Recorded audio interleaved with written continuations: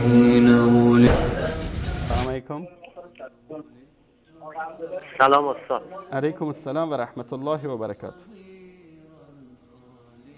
استاد در مورد حالا من اواخر برنامه‌تون بهتون ملحق شدم، حالا موضوع برنامه، اما میتونم خودم یه مطلبی رو خدمتتون عرض کنم یه چند دقیقه‌ای؟ بفرمایید. شما هر چه دوست دارید میتونید بگید برادر گرامی، بفرمایید. خواهش می‌کنم. سوره زمر آیه 42. بله. خداوند می‌فرماید خداوند ارواح را به هنگام مرگ قبض می‌کند و ارواحی را که نمرده‌اند نیز به هنگام خواب می‌گیرد. یعنی اینجا دو تا مسئله مطرح میشه، مرگ دائم و مرگ موقت.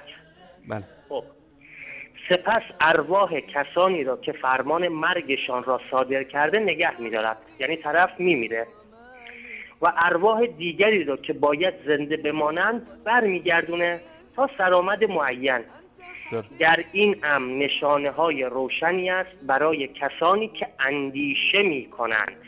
خب اینجا دو تا مسئله مطرح شده، مرگ دائم و مرگ موقت.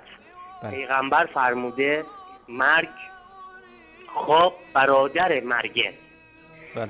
بین مرگ و خواب فقط یک فرق وجود داره که در مرگ دائم که همون مرگ باشه روح به طور کامل قبض میشه، اما در خواب که موقته روح بر میگرده. فرقش در اینه اون بر نمیگرده اما اینجا بر میگرده. حالا من میخوام یه مطلبی رو بگم اینجا، یه پرانتز باز. من همین الان دارم عرض میکنم، شاید یکی بیاد یه شبهه وارد کنه، آقا کسی که خوابه قلبش داره میتپه. بله، اینجا خداوند میفرماید که ارواحو به هنگام مرگ قبض میکنه، اما در هنگام خواب یه سرآمد معین گذاشته، یعنی این روح باید مجددا به بدن برگرده.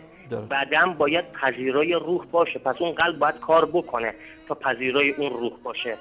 حالا اینجا ما دو تا مسئله مطرح شد، بذاریم ببینیم همین قرآن جواب ما رو بده. مرگ حضرت عزیر اگه اشتباه نکنم سوره بقره باشه استاد انصاری، درسته؟ بله. خب حضرت عزیر مثل این که از یه روستایی داشته رد می شده، دیده سقف و دیوارای اون روستا ریخته است. من خلاصه بار میگم، قرآن جلوم نیست. درست. حضرت عزیر به خداوند میفرماید اهالی این روستا رو بعد از این که از دنیا رفتن چطور برمیگردونید؟ من میخوام ببینم. درست. خداوند جان حضرت عزیر رو، اگه اشتباه نکنم مقام نبوت هم داشته، بله، جان حضرت عزیر رو میگیره به مدت 100 سال. بعد 100 سال حضرت عزیر رو دوباره زنده میکنه. به حضرت عزیر میگه چه وقت درنگ کردی؟ میگه نصف روز یا نصف روز یا بخشی از روز. بله. بعد یا یک روز. خب اینجا ببین، اما خداوند بهش میگه 100 سال مرده بودی، من تو رو دوباره زنده کردم. اینجا حضرت عزیر از احوال خودش بیخبر بوده، از احوال خودش خبر نداشته، از جسم و مدت خوابش خبر نداشته، چه برسه به احوال دیگران. اینجا در مورد مرگ دائم بوده که بعد 100 سال خدا اینو دوباره زنده کرد. حالا میریم در مورد خواب که اصحاب کهف 309 سال به خواب رفتن. بله. آقا رحیم بزرگوار، فقط این آیه که شما بهش اشاره کردید، آیه 259 سوره بقره است، دوستان نشون بدن. عزیزانی که میتونن به مصحف مراجعه بکنن، آیه 259 داستان عزیر علیه السلام که فوت میکنه و 100 سال الله سبحانه و تعالی ایشون رو در حالت مرگ نگه میداره. خب بفرمایید برادر گرامی. بله. بعد اصحاب کهف که خود فیلمش هم مردان انجلوس هم که تلویزیون نشون داد، اونا هم اولیای خدا بودن. بله. اونا 309 سال به امر خدا به خواب رفتن، نمرده بودن اما به خواب رفتن. بعد 309 سال وقتی از خواب بیدار میشن از همدیگه سوال میکنن، تو قرآن است که میگه چقدر خوابیدین؟ میگن نصف روز یا بخشی از یک روز یا یک روز. اینجا هم چی؟ بیخبر بودن. بله. از مدت زمان خوابشون، از احوال خودشون بیخبر بودن. یعنی اینجا ببین این سوره زمر با اون ماجرای حضرت عزیر با این ماجرای اصحاب کهف، این سه تا همدیگر رو تفسیر میکنن. یعنی فصل الخطاب داره اینو میگه که آقا شما زمانی که میخوابی، یعنی هر روز داری میمیری زنده میشی، شما زمانی که خوابی نه میبینی نه میشنوی، خبر نداری دور و بر چی میگذره. کاملا. در مرگ دائم چطور؟ در مرگ موقت اینجوری شرایط داری. خود قرآن میگه در مرگ دائم چجوری شرایط داری.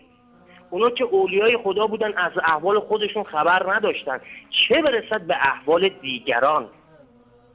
خیلی جای تأمل داره. کاملا. من حالا استاد مطالبتون خیلی زیبا بود. بله خیلی واقعا جالب بود. بفرمایید ادامه بدید.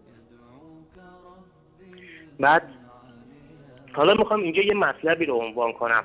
من اینجا رسیدم، حالا آقای یزدانی شما باید بشناسید، تو شبکه علی اللهی الان جدیدن گذاشتن، تبریکم بهشون میگم. بعد بله. هر موقع یکی از بیننده های اهل سنت زنگ میزنه میگه آقا نباید مردگان رو صدا کنیم یا علی مدد و از اینجور صحبت ها، آقای یزدانی ایشون میکشونن پای ادعونی استجب لکم. میگه اینجا خدا گفته مرا بخوانید، چرا شما مثلا بیننده اهل سنت میگه آقا زنده که مشکلی نداره، ما زنده رو بگیم آقا شما برای ما دعا بکن، این هیچ منافاتی با توحید نداره، بس سر مرده است. آقا آدمی که زنده باشه با تضرع و کرنش میریم ازش تقاضای حاجت، تقاضای دعا میکنیم؟ نه.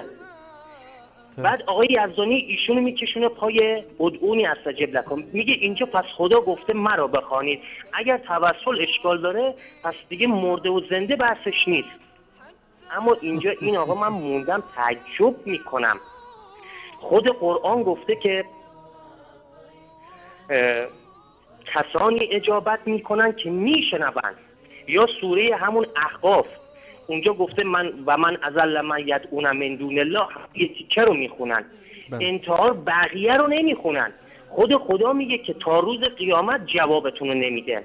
الان آقای انصاری من شما رو میگم برای من دعا بکن، شما تا روز قیامت جواب منو نمیدی؟ شما زنده ای، در حیطه و قدرت توان شما هست الان برای من دعا بکنی. این چه منافاتی با توحید نداره. این آقای یزدانی هی اینجا شانتاژ بازی در میاره، هی بیننده رو اهل سنت، من تا حالا نزدیک چندین بار دیدم با این بیننده سنی بازی میکنه که آقا اینجا اگه پس ببین اینجا داره شما منکر توسل میشید، به زور بیننده رو میخوام بکشونن پای قبر، الا بالله شما باید حاجتشون از قبر بخواین. سبحان الله. من دیگه زیاد صحبت نمیکنم، ببخشید. تشکر از شما برادر عزیز گرامی. الله مطالب ستون کنه. ممنون. خدا نگهدارتون.